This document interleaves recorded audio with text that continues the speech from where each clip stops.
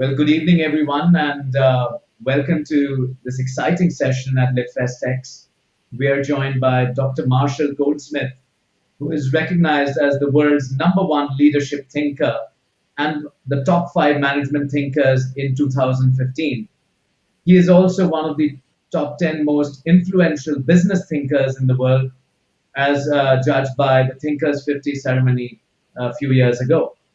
Dr. Goldsmith is the author or editor of 35 books, which have cumulatively sold over 2 million copies and have been translated into 30 languages and have become bestsellers in 12 countries. His newest book, called Triggers: Creating Behavior That Lasts and Becoming the Person You Want to Be, went on sale last year and is already a New York Times bestseller and a Wall Street Journal bestseller. It was also a winner of the Harold Longman Award for Business Book of the Year.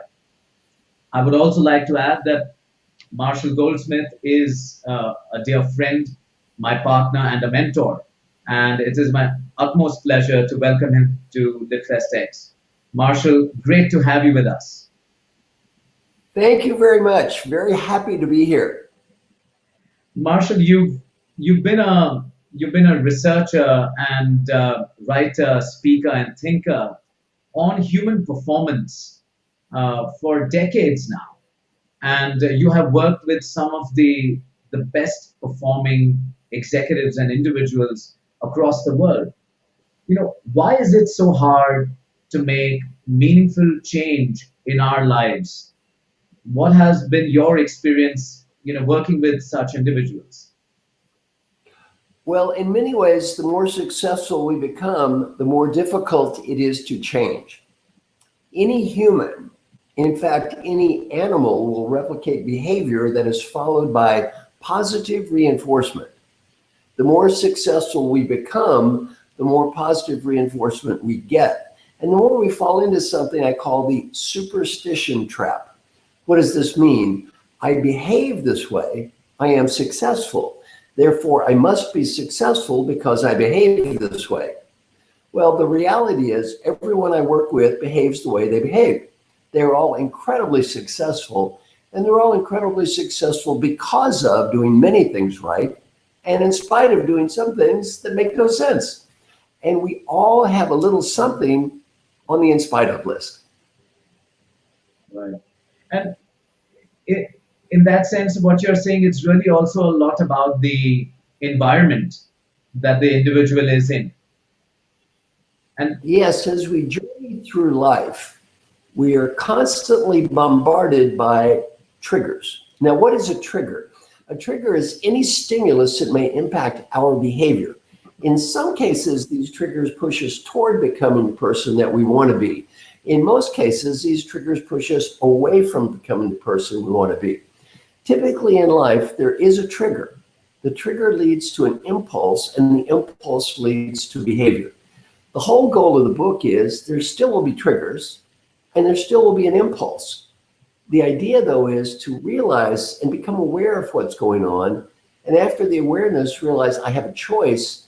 Then my behavior will become much more a function of the choice than it is the trigger and the impulse.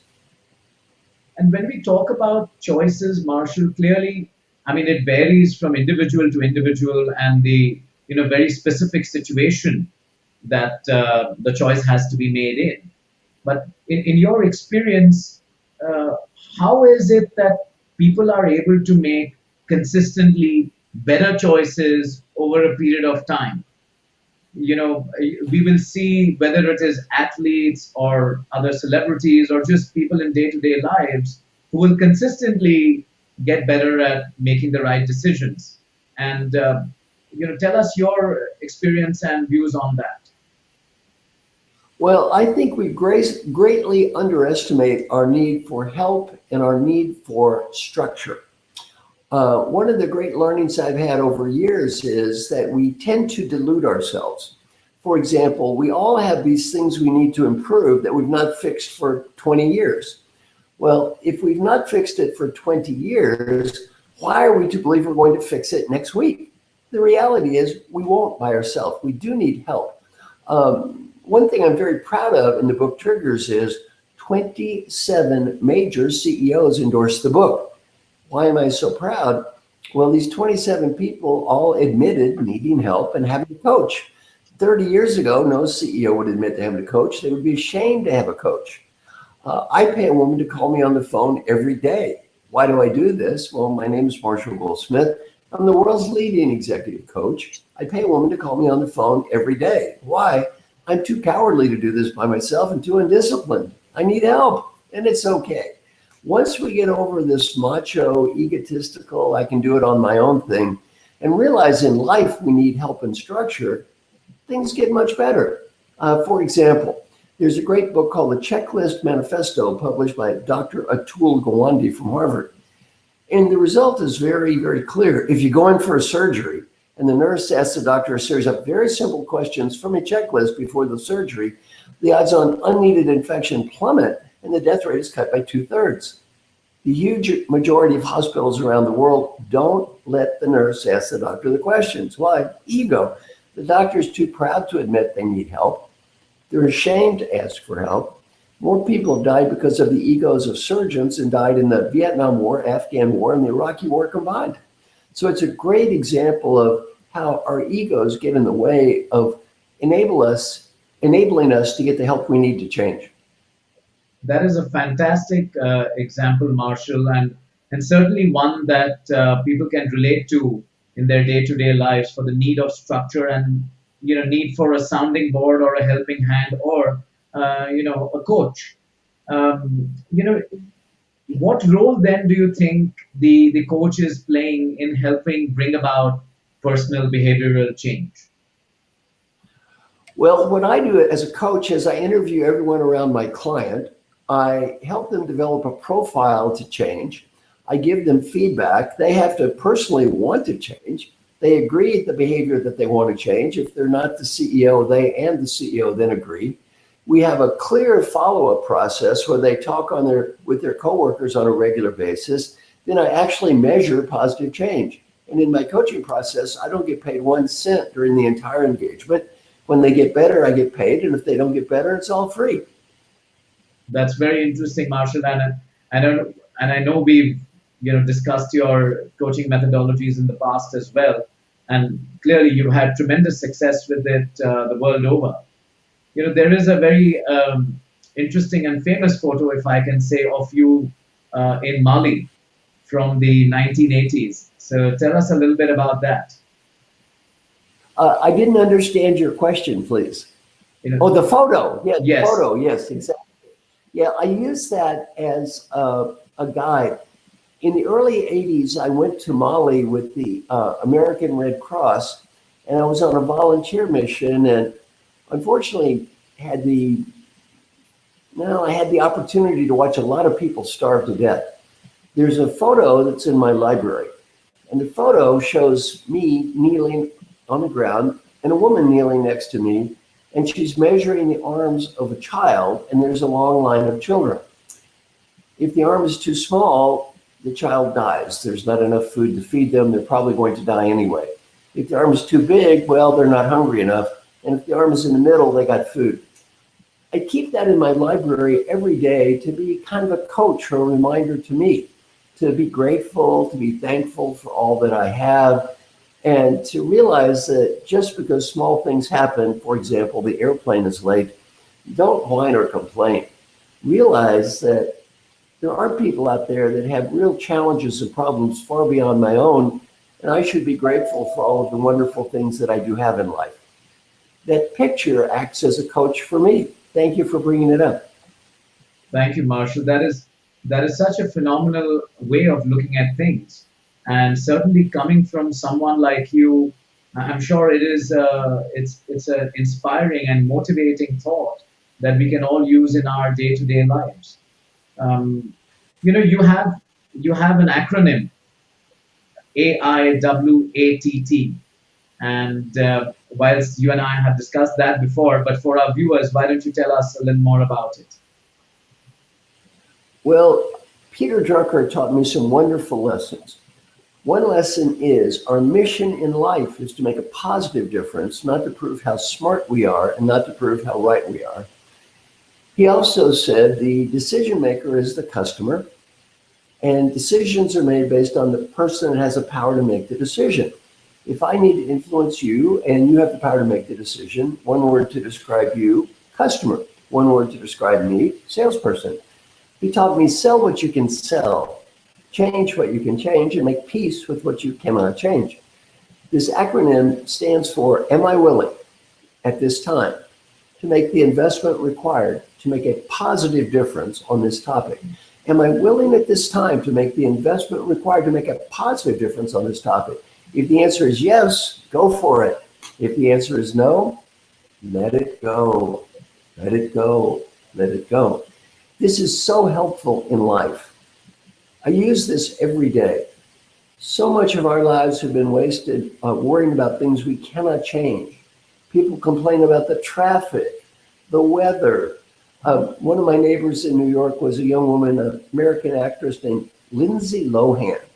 People spent millions of hours reading about her taking drugs or having a car wreck. Well, she's not reading about you. Don't waste your life on that nonsense. Don't live vicariously. A great learning point. You want to have a great life, live your own life, change what you can change. If you can't change it and you're not willing to make that investment, am I willing at this time to make the investment required to make a positive difference on this topic? The answer is no. Let it go and devote your life to areas where the answer is yes. Again, very brilliantly put, Marshall. So when you talk about the right time for making a change on that topic, by your investment in the effort and putting the time in it, are you also then saying that there are times when we will find those triggers which will identify themselves? I mean, how? Yes. Well, I talk about this in the book. Very important when we get off track to identify the triggers that set us off track and begin to learn how we react in inappropriate ways to certain triggers. And when we do that, we can learn then to anticipate the triggers that may occur in our life. Then we have a choice. We can try to avoid these triggers that push us in the wrong direction. For example, alcoholics shouldn't hang around in bars. Or if we cannot avoid the trigger, we can learn to adjust to the trigger. Right. And how are you proposing in the book and in your practice, Marshall, that one identifies the different triggers which can affect a person's behavior and performance? Well, one thing I suggest in the book, which is kind of a trigger for yourself, is something called the daily question process. What I suggest you do is get out a spreadsheet. On one column, write down a series of questions. 7 boxes across, one for every day of the week, Monday, Tuesday, Wednesday, Thursday, Friday, Saturday, Sunday. Every question is answered with a yes, a no, or a number.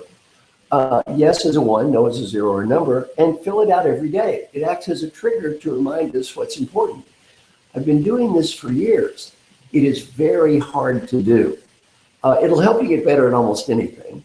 It takes 3 to 4 minutes a day and costs nothing. So you might think, wait a minute, that seems too good to be true. Help me get better at almost anything. Takes 3 or 4 minutes and costs nothing. Too good to be true. Half the people that start doing this quit within 2 weeks. And they don't quit because it doesn't work. They quit because it does work. This is very easy to understand. It's very talking about your formula and the method for looking at your daily activities on a weekly basis and how that can lead to behavioral change. And you found that how people find it very difficult to do. It's a simple step, but it's very difficult to do.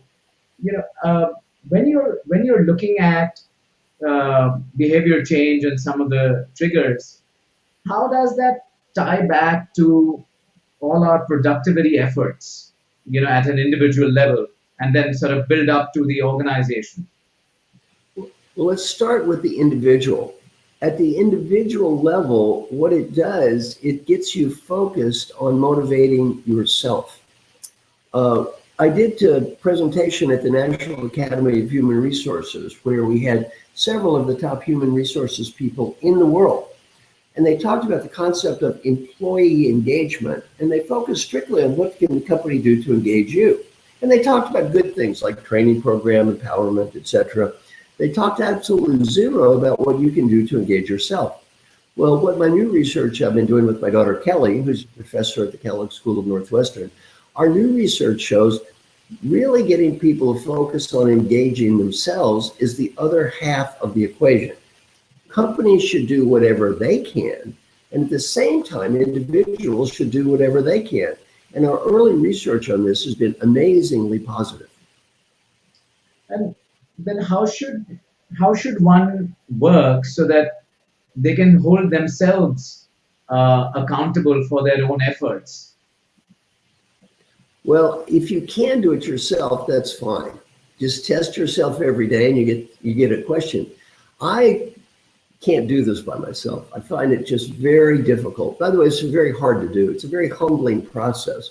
Most of us don't have the courage to look in the mirror every day. So I would suggest get someone to help you, just like I do. I have a woman call me every day. She listens to me read my questions. She kind of holds me accountable. And if you have another partner or someone helping you, you're much, much, much more likely to do this. My friend Jim Moore would tell you this saved his life. It didn't kind of save his